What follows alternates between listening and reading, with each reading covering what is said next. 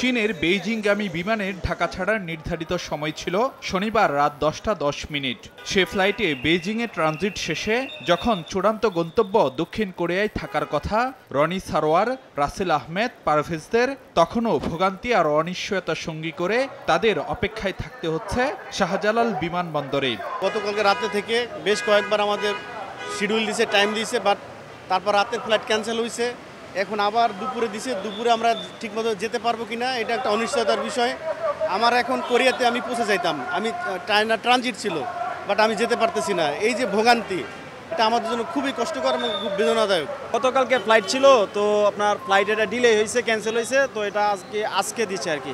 কোম্পানিতেও আপনার অনেক সমস্যা হচ্ছে এবং আপনার এই মালিকে ফোন দিচ্ছে যে তোর দেশে কী হয়েছে, এগুলো নিয়ে আর কি অনেক ভোগান্তি। 10টা 15 ফ্লাইট, আমরা টাকা পয়সা কিছুই আনি নাই, যা ছিল আমরা রাখি চলে এসেছি। যেহেতু আমরা বাইরে চলে যাবো, আমাদের বাংলাদেশি টাকার দরকার নাই, তো ওই সুবাদে আমরা এখানে হোটেলে থাকা খাওয়া নিয়ে আমরা অনেক পেরেশানির মধ্যে ছিলাম।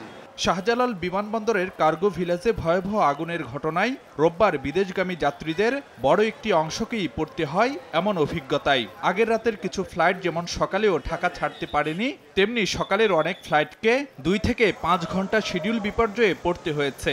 16 ঘন্টা লেট মানে অনেক। আমাদের আরেকটা প্রধান সমস্যা আমাদের ট্রানজিট ফ্লাইট। ট্রানজিট কি কয়টার সময় দিব কিনা তারও নিশ্চয়তা নাই। আমি সকালেও চেক করে আসছি, ওনাদের হেল্পলাইনে ফোন দিয়েছিলাম 7টা বাজে, তারা বলেছে যে না ফ্লাইট অন টাইমে হবে, ফ্লাইট ডিলে হবে না। ওইভাবে আমরা প্রস্তুতি নিয়ে আসছি, বাট প্র্যাকটিক্যালি এসে দেখি 2 ঘন্টা ডিলে। এটা আমাদের জন্য চরম হতাশ। আমরা ফোন করে বলছি, তাদেরকে বলার পর বলতেছে হ্যাঁ টিকিট ঠিক আছে। এখন এয়ারপোর্টে আসার পরে ভোগান্তি, তো আমাদের জনদুর্ভোগ না।